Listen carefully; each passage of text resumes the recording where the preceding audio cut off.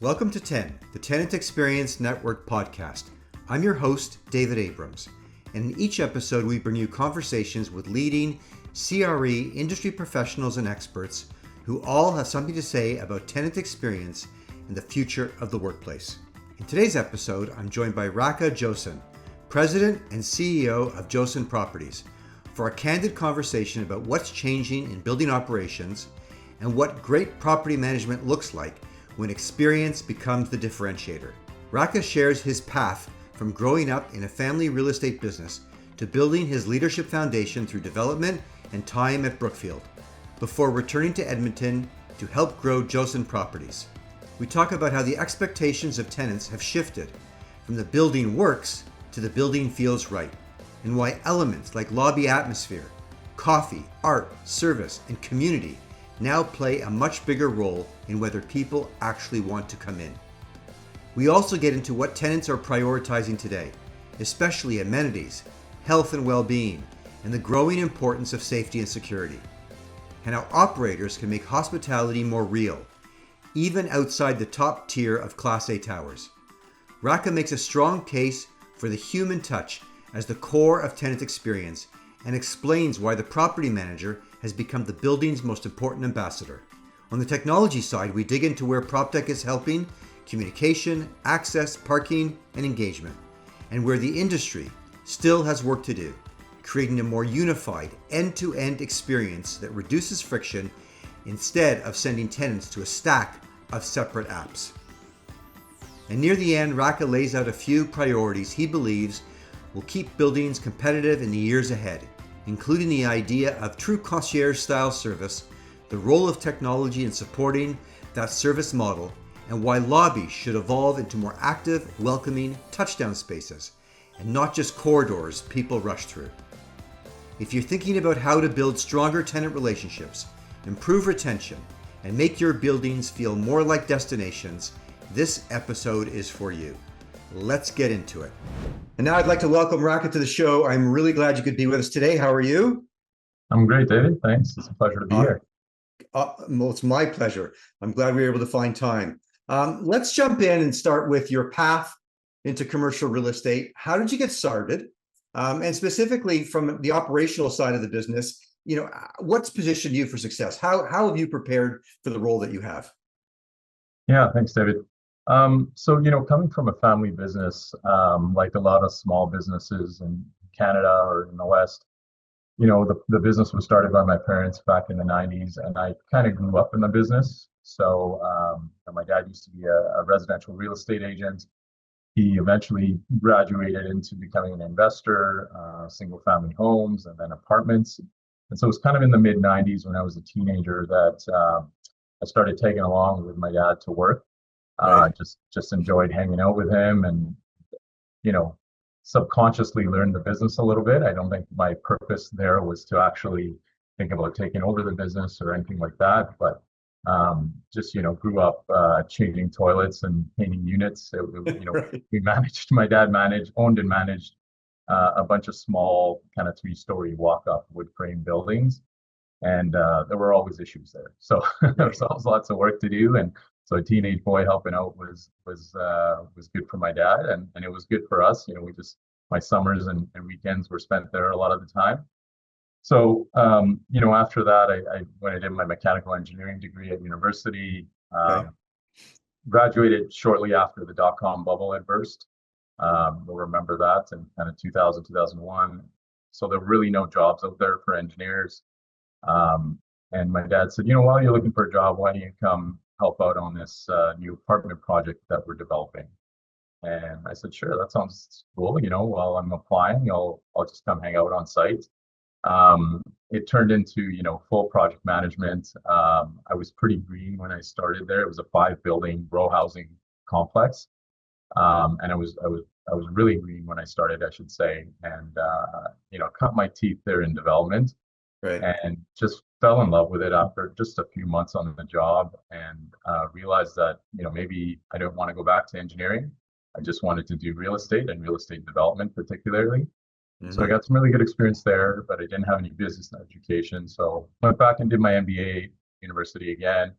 And lucky for me, Brookfield Properties hired me during my summer, Wow.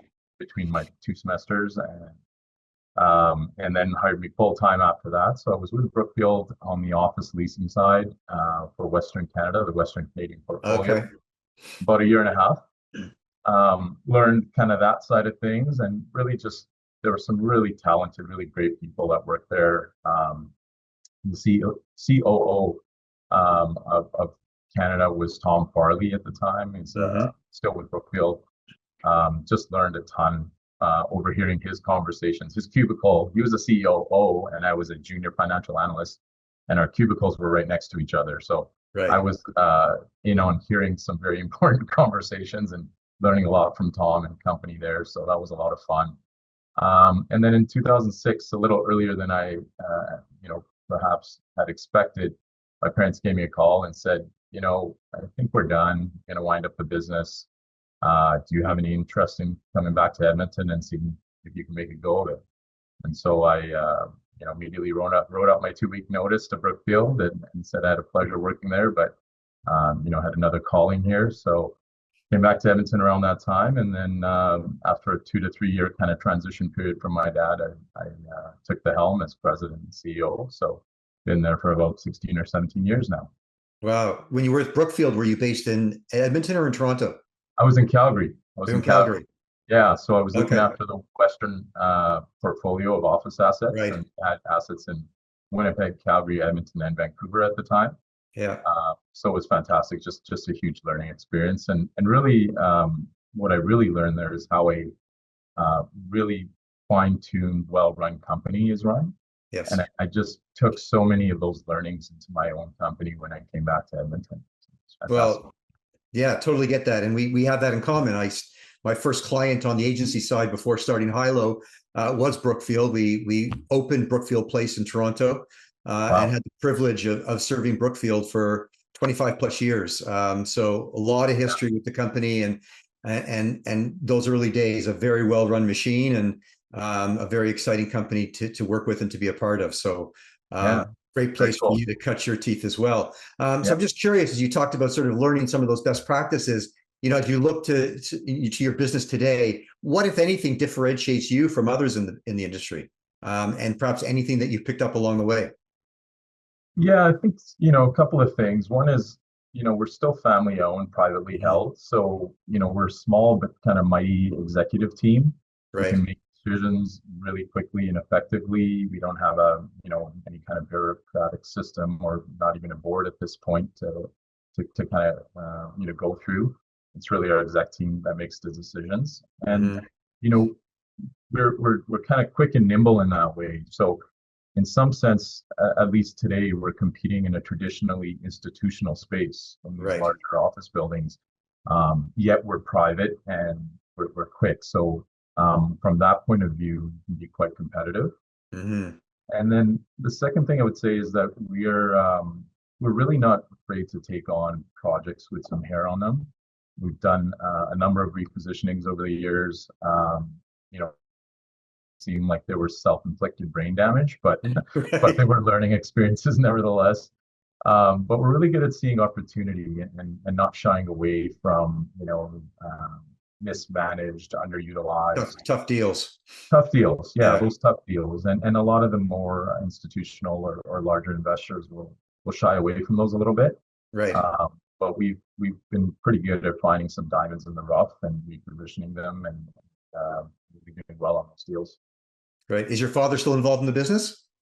He is not. He hasn't been actively involved for about 16 or 17 years, but he's is, and I think always will be, my most trusted advisor. Yeah. Anytime I'm looking at a new deal or taking a big step in the business, I'll definitely give him a call. He's still got an office in our office space here. Right. Always will have that as the founder, and as Yeah. kind of my role model for and the person who got me started, got it all started. So That's he's great. always around, but he usually just comes in for a coffee and to come make some jokes with people. That's awesome. That's awesome. It's great that you're able to honor that relationship, and have them still be, around, and part of your journey, maybe not directly, but indirectly. Yeah, for sure. I always tell people I think there's, that's the parent-child relationship. Now with Right. children of my own, I understand it, where I don't think there's anybody in the world that wishes you better than your parents. So I completely That's honor that relationship. And that's the hope for sure. That's great. yeah, yeah, So listen, over the last number of years, the commercial real estate industry has gone through such a period of unprecedented disruption. What do you think as an owner and operator, what do you think has changed the most in how you think about operating a building today? yeah. I would say, kind of pre-COVID or maybe even before that, operating a building of any type, we have buildings in all asset classes, but really operating a building was about the physical asset. So it Right. was about making sure the heating works in the winter and the air conditioning works in the summer, making sure that common areas are clean, the walks are shoveled or the landscaping is up to snuff. And that was really it. You'd really kind of done your job if that was, as a PM or even as a landlord, you provided this great physical asset to the tenant. I think today that's all changed. I think it's shifted to, property management and ownership being more about the total tenant experience. So it's Mhm. really not enough to just provide a physical asset. There's a lot kind of less tangible things like, for example, like ambience in your lobby or art, music, a cafe, I feel is really important, like a coffee shop somewhere in your building for these larger office buildings. And really, I think it's about the feeling that your tenants get when your guests and your tenants when they come into the building. I think that's a lot more important from a ownership and management perspective. And really kind of building a community in your building where guests and tenants, they all feel welcome, they feel part of something. They feel like it's, they're not just putting their head down on their phone and walking through your lobby up to their space or to the space that they're visiting, but they're kind of engaged as soon as they walk into your building. I think that's really the shift Yeah. in what's happening in commercial estate. Well, I think you've picked up on a sentiment that I'm a big believer in, and I think this notion that the office is no longer just about providing space.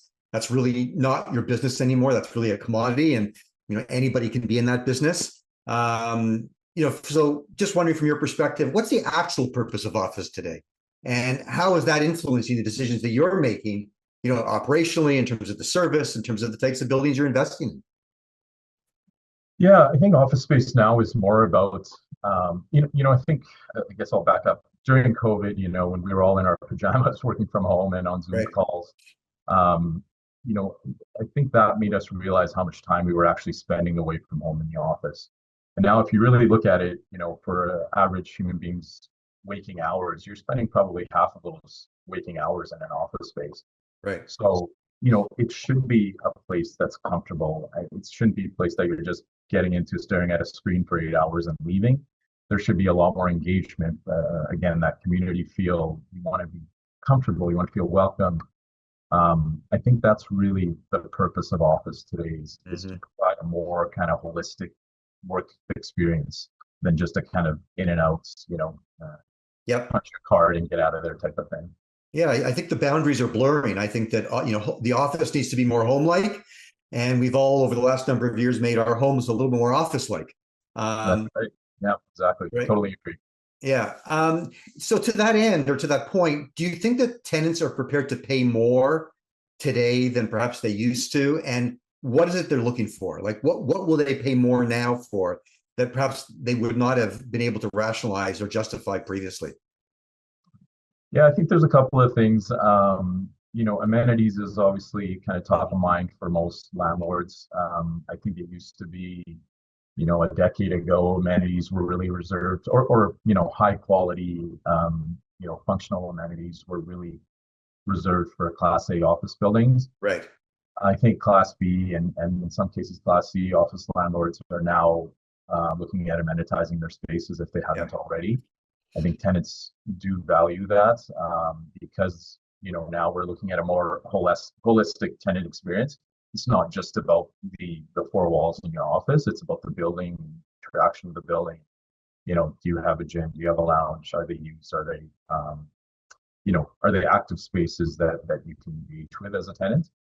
And then the second thing that we've noticed is, safety and security. So safety and security has always kind of been a concern of tenants. Hmm. Uh, but now I would say from our tenant interviews and our check-ins that we do with our tenants, it's almost for all of our tenants, it's top of the list. Wow. And that's really, I think, a function of COVID and kind of a little bit of a social unrest that came Hmm. during and after COVID. So we're seeing that tenants are very agreeable to increase in operating costs if it's related to safety and security. So Right. there's really no pushback at all on that sense. If we say, hey, we're going to beef up security for this and this reason, or we're going to add some extra cameras, or whatever it might be, tenants are very accepting of that. So I think that's a little bit of a sea change from where it was, pre-COVID. Right. Interesting. And I would imagine that extends to health and well-being as well. Just the whole how the environment supports them, from a health and safety perspective, from a health and wellness perspective. Yeah, definitely. I agree with that completely. And I think part of that also, David, is, as landlords, we used to really just service the decision maker. So it was, the CEO or the head of real estate that we were dealing with, and we would try to keep them happy and make sure that they were, serviced and do the deal directly with them. Now we're really looking at, okay, we might be dealing with a CEO or head of real estate, but they've got 70 staff in our building. What do those 70 staff want? The Yes. health and wellness that you touched on is key there, because most staff, whether they use it or not, do want to see a gym or some type of fitness facility in these office buildings. And so we're really focusing a lot more on not just the decision maker, but the whole company, our whole tenant, and what do those tenants, what are the Right. staff? Makes total sense. We've talked a lot about amenities. I think there's a growing belief that commercial real estate needs to think more like hotels and restaurants, and really elevate this whole notion of hospitality. And I think that could be done, again, not just through amenitization, but other means as well. So I'm just curious, when you think about creating a more hospitable environment within your buildings, what ideas come to mind? What are you guys thinking about? And if you agree that these hospitality inspired experiences are not just for the Class A building, just like B and C buildings now need to think about amenitization as well. How can everyone can compete? What else can the industry be doing to just deliver a better experience? Yeah, I think that really comes down, David, to like the personal touch, the Right. service aspect of things. So we're seeing more and more buildings add amenities. There's the vacancy rate across Canada is probably still high teens, or close to 20%, if we were to average it out, when you consider all A, B, and C class office buildings. So those amenities are being added, but how activated are those amenities? How engaged are your tenants and their staff with those amenities? Are you communicating that with them? Is it easy to access? Is it easy to book? I think those things are their touch points between kind of property management and the tenants, and specifically the staff. So not just the one person at the top, but can you have touch points with all the staff, all the people visiting the building, saying, hey, are you using the gym? Is there something that's hindering you from using the lounge, or whatever else, whatever other amenities you have there? So I think it's really the human touch, having those touch points with tenants and with staff. Yeah, I mean, obviously, our whole business is all around helping building partners, deliver great experience, and truly believe that it's critical. As we think about it, we're often tasked or asked, how do we measure? Like, how do we become a part of the matrix in evaluating, the general, performance of a building? And sometimes that whole discussion around experience is a little softer. I'm just curious if you've given any thought or have any ideas around how we can truly measure, if this new notion of hospitality becomes the currency on how we engage in buildings, how do we measure that success? Are there new matrix? Are there new operating models? Does it impact your investment strategy? How do we make it more tangible so that we can quantify the impact of delivering that great experience? Yeah, that's a good question. Um, I think there's probably two things. The first is tenant engagement. So, prop tech helps a lot in this field. There's apps now that can, help you facilitate that communication with people in your building.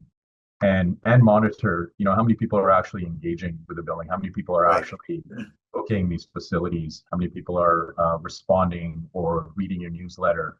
So that engagement piece, I think, is very measurable now with the help of PropTech. And then the second to me would be tenant retention. So Okay. looking at, we all know in this industry, it doesn't matter which asset class, retaining a tenant is a lot more cost effective than replacing tenants. 100%.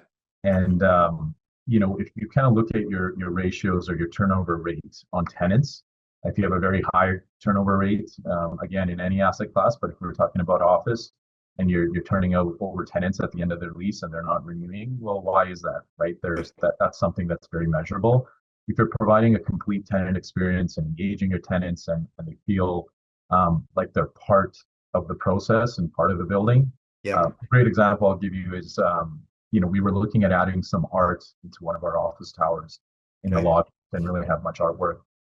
And so we engaged, a third party to kind of give us some options, and they give us a whole bunch of options. And so our exec team kind of went through it and said, hey, I like, A, B, and C. These are my top three options of artwork to put around the lobby. And then our EVP here, Mary Jackson, she had an idea, and she said, well, why don't we engage the tenants and let them pick the art? So, Right. for this 3-month rotation, so-and-so tenant will pick the artwork, and then the next rotation, another Love it. tenant will pick the artwork. And so that engagement, I think, imagine you've selected this artwork in your office with your close team of coworkers, and now you're walking through the lobby every day and you see this beautiful artwork that you selected.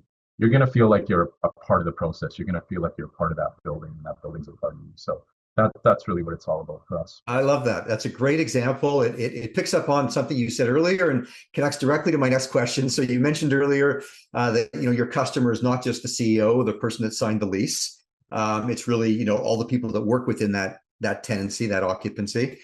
So we agree. Almost every guest that's been on our program has echoed that sentiment that every single person now who enters the building is their customer, and that speaks to this whole notion of how we engage with them and the level of hospitality we offer them. And so I think that the role, of property manager has really changed, because it used to be you were just catering to a very small subset, perhaps within the building. And now, you're catering to literally everybody. And the example that you just gave, where your property management team actually engaged, listened, responded to their larger audience about for example, what kind of art to have up on the building. I think that shows that the game has changed. Just wondering how else you think, from a property management perspective, your team has had to evolve. Yeah, my belief really is that the property manager is your greatest ambassador for the building. So Right. your property manager is, and really your property management team. So I shouldn't just say the property manager. We have one of our buildings where we have a maintenance manager who I swear he knows the first and last name of every person in this building. And, you'll ride up the elevator with him and somebody else enter, and he'll say, oh, hey, Jim, how's it going? How are your kids doing? Or, Yeah. hey, Samantha, how was the weekend? That kind of thing. So your property management team, operations and property management, is the face and the personality of your building. I've seen from experience how a building can actually take on the personality of the property manager. Sure. They're the leader, right? So they're depending on their own kind of attributes or characteristics, their personality, the building starts to form like that, right? So the culture of the building starts to adapt to that person. So for me, hiring the right property managers and the right property management team is really a big part of this whole process of managing office buildings and engaging tenants. So Yeah. you have a property manager who's very reserved and removed and doesn't want to communicate with tenants, then that's the type of culture that will form in that building. But on the Right. contrary, if you have someone very outgoing and empathetic and likes to communicate with everybody on a regular basis, you start to form, you can see these friendships forming between tenants and property management. And that's what I really like to see. It brings a smile to my face when I'm riding up the elevator and my team is conversing or engaging with tenants on a more personal level. I think that's really what is the future and kind of that whole hospitality focused management style. When I first started in the business, and we pitched in one Brookfield place, and they were definitely the leaders in really trying to create a community and a personal connection to all of their tenants. And our job was really to help the building owner operator develop and nurture that relationship. I always thought that buildings were like small cities, and within that, it's buildings forming part of a neighborhood, and there had to be that feeling. It couldn't be just clinical. To your point, clean floors and cool in the summer and warm in the winter. That there needed to be more of that human connection, and I think that's what you're speaking about. Yeah, completely. And I'll make another point that our property managers, I see them when they go to industry events or whatever else. They're just so passionate about these buildings that Right. they become salespeople inadvertently. Like they're not even trying to sell, but they just love talking about the culture or the atmosphere or the tenants in the building or the physical attributes of the building, or we've added this amenity. They're just so excited, and that that positive energy that creates more positive energy, that creates attraction, and it's Definitely. often, like you said, your customer is everybody you engage. It might not even be in your building, it might be at an industry event, but Right.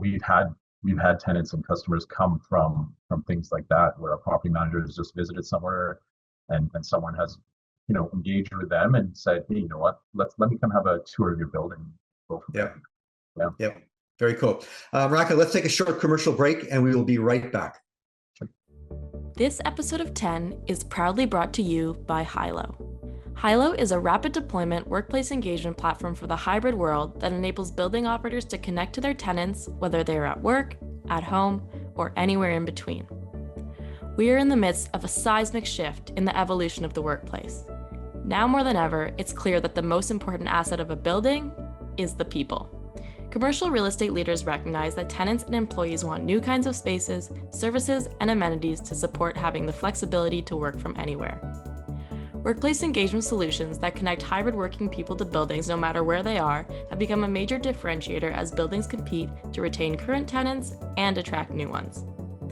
Hilo empowers building operators to meet this challenge. To learn more about Hilo and schedule a demo, visit hiloapp.com. And now I'd like to welcome back to the show Raka Josan, President and CEO of Josan Properties. Again, thank you so much for being with us today, and I'm looking forward to continuing the conversation. Let's touch on tech. Tenants in buildings, as the industry has become a little bit more disrupted by technology, are now expecting a more seamless, personalized, and they're looking to digital solutions just to help deliver that great experience. From your perspective, what have you seen from a technology perspective that is really working well, in particular to improve tenant experience, and perhaps where has technology fallen short? Yeah, I think the prop tech industry and kind of the subset of the industry is really evolving and growing, and I love it. It's bringing so much more, especially on that engagement piece that I talked about earlier with tenants. It's bringing a lot more of that. So we have some great tech that we're using on the parking side, access control, tenant engagement, tenant communications. I think the only place that I can really think of that it might be falling short a little bit is I haven't really seen a more complete package in prop tech yet. I think we're going to get there. I think where you just have one technology, one app that controls parking, access, amenities bookings, tenant concerns, maybe even up to lease renewals or requests for expanding or contracting space. I don't think we have one holistic app or technology that does that quite yet. I think there's a lot that are getting close, and we're going to get there for sure. But I love what it's brought to the industry. I love how technology, it's all improving how we're engaging with our tenants and how they're experiencing our buildings and seeing for our buildings. Well, you've thrown down the gauntlet. I love the thinking. I love the idea. We often think about how, even from our perspective, how to be a more holistic solution. And what we don't want to do is send our customers to 5 apps and 4 websites and 3 portals. And that creates a lot of confusion, a lot of friction. So we're always looking at ways that we can consolidate and aggregate. So definitely something we can talk more about. And I think the industry is starting to understand that. And I think there is going to be, I think when the industry is young, there are a lot of different applications being thrown at you. And I think we're going to sort of see what rises to the top and what is most impactful, and where either applications can come together or where a provider can start to branch out and provide that more one-stop holistic solution. So I think it's an exciting time. I think you're right. PropTech has a meaningful place within the commercial listing industry, and still a lot of ground to cover, though. Yes, agreed. And yeah, like you said, we're getting there. We're getting there. Yeah. So with office buildings not being the center of work, in other words, it's not the only place to work. They're a part of a much larger workplace ecosystem, including the home, third spaces, flex spaces, and then all the digital tools that are used to connect people no matter where they are. What role do you think the physical workplace offers that can't be replaced by these other options? So in other words, I still feel like the building still needs to be a destination of choice, a place where people want to be. But what will help make it that? Yeah, that's another good question. I believe in working from the office. I mean, maybe I'm a little biased since I'm a commercial landlord. But I think that community aspect that you get, where people know your name when you walk in the building. Another great example I can say is we have such a fantastic coffee shop in one of our buildings called Luigi's, and the barista there, they know everybody's name and they know what they drink. So they will, as soon as you walk in the building, they'll start making your drink. By the time you get to the counter, it's already ready for you. And I found that so many times. For me personally, they know that I'm going to drink a black brewed coffee in the morning, and then sometime in the afternoon I'm going to come down for a mint tea. And it's always just ready for me as soon as I walk up. So all I have to do is tap my card, say hello, and that level of service, I think that level of engagement and kind of that feeling where it's like the old Cheers where everybody knows your name. I feel like that's what office buildings should be, and there's a lot of momentum moving that way. I love that. Yeah, sorry, go ahead. No, that's a great example to create a Cheers-like atmosphere within your building. I think that's a lofty goal and a very on target goal. No, I appreciate that. And the other thing I was going to say is just in terms of, I know that there's a whole debate about return to office, and there's stats and studies kind of on both sides. But what I've just seen personally from personal experience, having my team all back in the office, and property management, running to accounting to admin, and to operations is involved, and people just buzzing around the office and collaborating. I just don't think you can do that over Zoom or Teams, as wonderful as those technologies are. I think the actual physical, face-to-face interaction is irreplaceable. And even more so, I remember John Love from Kingset was doing a talk here in Edmonton, and he mentioned that, if he had two kind of junior people at the same level in his company, and one was working from home full time and only, communicating with John on a Zoom call or on digital means, and the other one was in his office every day and picking his brain and grabbing him a coffee and maybe going to lunch with him, he was pretty sure which person would get the next promotion out of those two. So I think for young people and for kind of that mentorship and moving up in the company, I think there's nothing really that can replace face-to-face interaction. I agree. Well, it's funny you mentioned John Love. He's been on the program twice. One of the few guests that has had a repeat appearance. And there's two things that John said and that I think are really, he spends very little time in his own office. He spends most of his time on the floor, walking around, talking, engaging to every single person within, when he ran the company with his team. So a very personable, very engaging, and really felt that his job was to, number one was to interact with his team, which is also why, interestingly, he rides the subway. He does not, take a car to work. He's an avid subway rider, and I have actually seen him. He wasn't aware that I once saw him, where a young person approached him while he was on the subway. Turns out it was a young intern working for Kingset, and just engage with John, and to see John just open up and spend time with him and engage with him. It's what he does best, and I think that kind of interaction, you're right, could not happen over a Zoom call. Completely agree. Yeah. John's a legend of the industry, so I He put a lot of is. weight into what he says. I agree. I'm a big fan. If you had to focus on just two or three priorities over the next 3 to 5 years to keep your buildings competitive, what are you thinking about? What would you not stop doing, or what would you like to do in the future? Yeah, I think top of my list, I don't know how realistic it is, but we like to set some lofty goals for ourselves.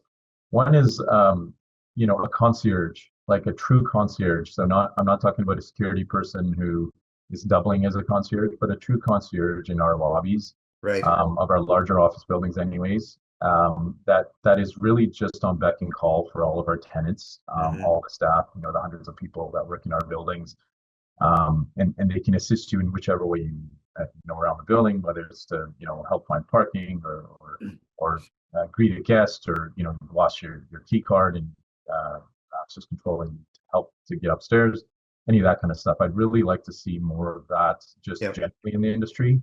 I know some class A or AAA buildings are providing that level of service, but like to see that filter down to even the A minuses and the B buildings. And it comes back to, I think you've discussed it on the podcast before, but there's a great book called Unreasonable Hospitality by Yes. Gilliard, I think is his last name. That level of service that he talks about in that book that they're providing on the restaurant side, if we could bring even a fraction of that to the office market, I think that would just change the game entirely. And coming back to, what would really engage tenants and staff to come into the office, I think something like that would go a long way. Yeah, So I agree. Will Guidara, I've been a huge fan of his writing and a lot of what he has to say. And I think that he identified that we're all living in a hospitality era, that every business, commercial real estate, insurance, financial, medical, we're all about engaging and dealing with people. And we should all be thinking in those terms. And I think to your, you mentioned, whether or not, every class of building can afford that. I think that's where technology and support of the in collaboration with the human element can find that balance. Maybe an A class or a B class building can't afford the full-time concierge that you might find in a AAA, but you could balance that with good technology that helps to engage and connect, and then bring you to a person that can solve a problem, or get tickets to a local sporting event for you, or advise you on the best restaurant in the area. So I think there can be some tricks utilized to help achieve that same level of service, but a mix of actual human and perhaps technology. yeah, definitely, David. You read my mind actually. My second point was kind of on the prop tech side and how you can combine that with that concierge level service. So you hit the nail on the head there. That's Yeah. exactly what I was thinking. And then the third thing I think is, for me, it would be, our lobbies need to be more than a place to just kind of walk through, like I said, with your head down. We want it to be a comfortable place with some seating, some ambience, some music, artwork, um, you know, a cafe, like I said, a coffee Mhm. shop makes it really great for people, just a place to hang out. So it kind of activates your building more than this is just an office tower, right? So Yes. people walk in the lobby, go to the elevator, go up to their space, work for 8 hours, come down, walk out and leave. So we want it to be a more active space. And part of that is kind of that F&B concept, when you're connected. There's a lobby, sorry, a cafe or a coffee shop inside your lobby or connected to it, or other food and beverage services, more kind of hotel like, hospitality, Yes. with hospitality, more of that type of feeling. You walk into a hotel lobby, and usually it's definitely got an ambience and certain lighting. It kind of makes you feel welcome, and you can sit on the couch there for hours and just maybe read your phone or make calls or whatever it is. I think the office buildings, we need to bring a little bit of that as well. Yeah. Rob Kumar, the now CEO of KingSett, he called them touchdown spaces. Hmm. Right. And whether that be, small little lounge chairs, I know that they had a big viewing screen for, sporting events, but just ways in which people can connect and communicate, and yes, they become a third space, but right within your building. And that's the first touch point, the first experience you have, is Exactly. highly impactful. Yeah, I love it. I love it. Yeah, yeah. Our closing speed round. Let's look back in time. What's one piece of advice you wish someone had given you, perhaps earlier on in your career? Yeah, that's a good question. Uh, I think, where I'm going to go with this, it might not be the most relevant for some of your, more kind of institutional listeners, but Yeah. coming from kind of a family-owned private background, I really wish I had learned or had gotten advice to hire people and delegate earlier. Okay. So family-owned enterprises, usually built on the backs of one or two people, like the mom and pop, for example, and as was Right. my business, or our business, I should say. And that really kind of sometimes, in my experience, it forms a bit of a culture of exclusivity. Like Right. this is our family business. Like we don't really want outsiders here. This is our baby. In the case of the mom and pop, or in the case of my dad, this business is his baby. So like, why would he let others come in and take care of his baby for a limited time? And I think it took me a while to kind of grow out of that mentality and realize that, the more people I hired, as long as they were the right people, they fit our Yes. culture and our values, the more my business grew. And it Yeah. wasn't the other way around. So, it's a little counterintuitive. You would think that you need your business to grow and then you bring in people to kind of help you manage that growth. But really, I found it the other way around. If you find the right people first, bring them in. Sure, it's a little bit of pain. You're taking on a little bit of overhead, but if you bring those people in, they bring growth to you. So, Yes. for my 16 or 17 years, the first decade of it was spent with two of us in the office, two people in the office. It Right. was myself and one of our bookkeepers, and who's still with the company. But that whole decade, we had kind of slow-paced organic growth. We still grew, but it was a little more slow-paced. And then, soon as we started bringing people on, I'd say 6 or 7 years ago, more and more, the company's growth, just the curve turned exponential, Right. and we've just really ramped up our growth. And it's all credit to the people we have on board. It's all credit to our team, just wonderful people that we've been able to find. And now we have 170 people in the organization. Wow. Um, Wow. it's grown very rapidly from 2 to 170 over the last 6 or 7 years. Amazing. Well, perhaps you would have liked to have learned that earlier, but you clearly have learned it, and it's clearly been successful. So thanks for sharing that insight. That's amazing. Is there a book or a podcast or a person or a new technology that has really shaped how you either live or work today? Well, I'm a book guy, so I'm Okay. gonna name a couple for you here. I love reading, and I love reading specifically about business and real estate. Okay. So there's a couple of real estate books that come to mind. For me, the kind of the Bible, I would say, is Making It in Real Estate by John McNellis. I Okay. don't know if you know that book, but it's a wonderful book written. My kids could probably read it. They're teenagers, and they could probably read it and understand everything in that book. He explains concepts very simply, and just brings everything down to a very human level. Talks about some really big deals, but really, not dumbs it down isn't the right word, but he simplifies it in a really easy, digestible message. So that's one of the books I love. Okay. There's another real estate one called Real Estate Titans. It's a New York bestseller. It's by Erez Cohen, and I think he's got 7 or 8 of these real estate titans that he introduced in that book. And again, just a fantastic book, and you can see so many similarities between those I believe 7 real estate titans, where they focus, so much of the focus is on family, balance, and health. And Right. yes, they're doing billion-dollar deals, but Right. at the end of the day, there's always people behind those deals, and it Yeah. really brings those people down to earth for you to Yeah. understand and to be able to digest that information. So I love those 2 books. And then there's a couple more. The Education of a Value Investor, Guy Spear. Excellent, excellent investment book. Lots of life lessons. He's a student of Warren Buffett, but just excellently written book. Highly recommend. And then the last one, it's a little bit of a fun one, American Icon by Bryce Hoffman. That's about the Ford Motor Company, and how a guy named Alan Mulally was hired, I believe from Boeing, if I remember correctly, brought into Ford to just really bring it back from really the brink of extinction. Like there were a few times there were their days away from bankruptcy, and he was able to fix the culture at Ford and just Right. turn that company around. So another wonderful book. So sorry, lots, just rattled off a lot of books Yeah. for you. No, that's great. Yeah. A bestsellers list. Thank you. We talked a little bit about how the industry is evolving and how property management is evolving. What skills or job requirements do you think the industry is going to need going forward as they continue to hire, to your point, to hire to be more successful, perhaps skills and requirements that perhaps the industry didn't need, 5 years ago. Anything coming to mind for you? Yeah, for sure. For me, it would all be on the personal side, kind of the personality traits. So I think Okay. in real estate, commercial real estate is very, there's a lot of A-type personalities, a lot of left-brain people, or, very qualitative, Mhm.